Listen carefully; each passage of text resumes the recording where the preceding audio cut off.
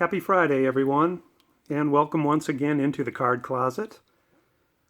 Today I'm going to start a series which highlights some of my Boston Red Sox team sets, and I've decided to start with 1952, a very pivotal year in card collecting.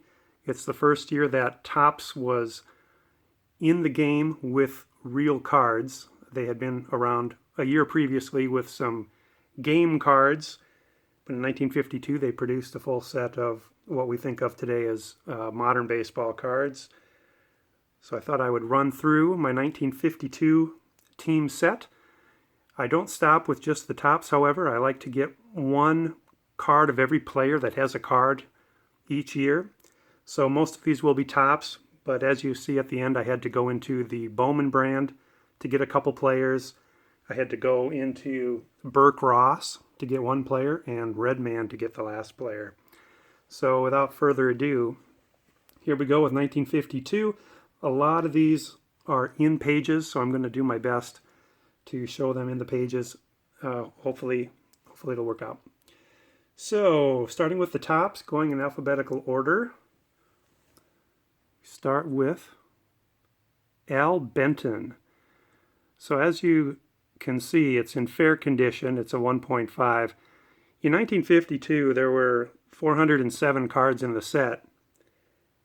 Anything over card number 308, I believe it was, or 310 maybe it was, they were only distributed in certain parts of the country, so they are extremely rare. And for me to be able to afford those, I had to get them in lower condition. So this is one of those high-numbered cards. So John Al Benton. Next up we have Ike DeLock, another one of those high-numbered cards. I got it in poor condition, but that's fine with me. I kind of like my older cards to show some age to them. Makes them feel more real to me. This one's got a lot of paper loss on the back. Brings the price down considerably and gets it into my collection where it otherwise probably would not be. All right, now we got to go to some pages. I've got them in 8-pocket pages, and unfortunately with these 8-pocket pages, the cards creep up a little bit and the top edge of them always pokes out the top of the pocket. But these cards are a little oversized compared to what we're used to today, so they require the 8-pocket pages. We've got Walt Drobo,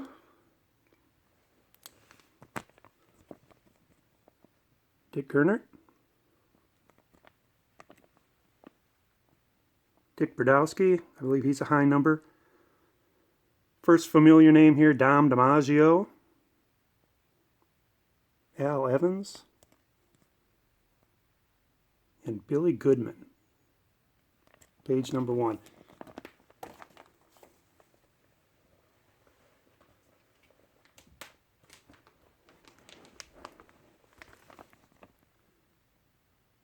Charles Maxwell, Ellis Kinder, Randy Gumpert, Maurice McDermott, Walt Masterson, Don Lenhart,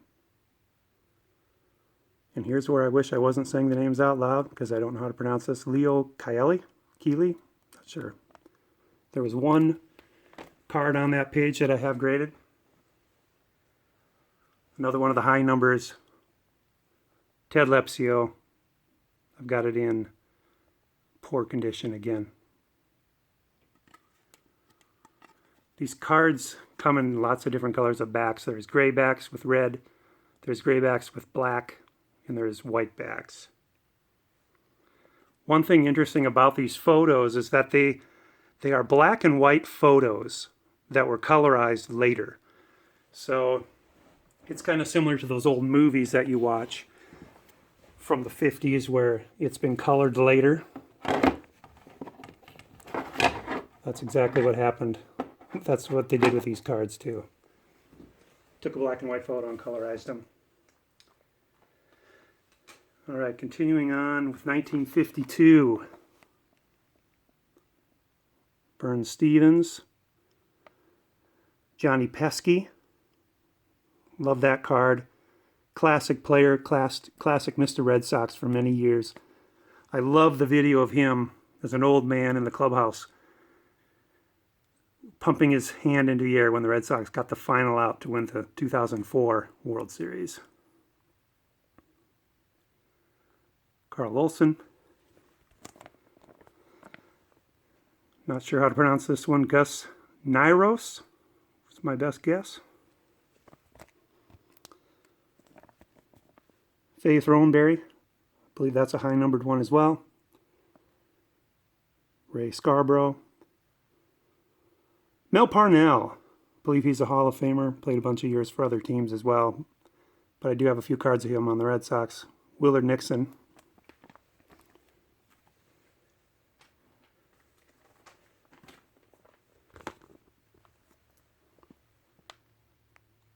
Clyde Vollmer. Bill White. Del Wilbur. And Ken Wood. That page has a couple other high-numbered cards that I've got slabbed. First one is Sam White. Poor condition. Common theme. That's okay with me.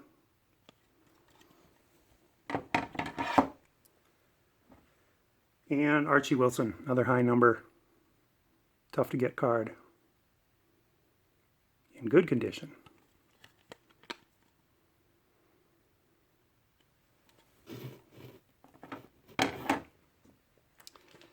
And then a couple Bowman cards. There's a couple Red Sox players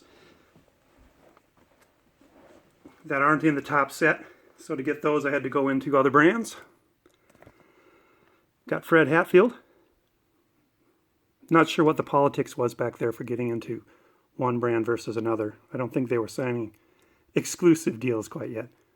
And Jim Pearsall, 1952 Bowman.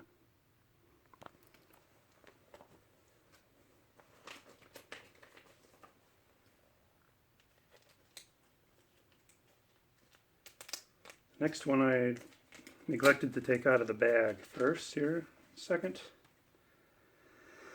So, 1952,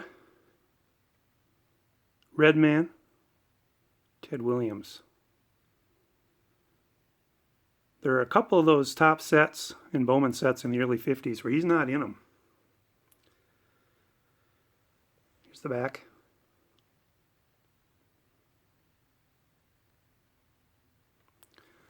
I might try to swing a 1952 Ted Williams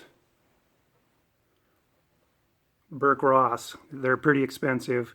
I think I'd rather have a Burke Ross just because of the dimensions of the card. Like you can see, I don't have a holder for that Ted Williams there. And then my last one, you might notice there's one significant player from the Red Sox that year that I haven't shown yet, and this is his final year on a card.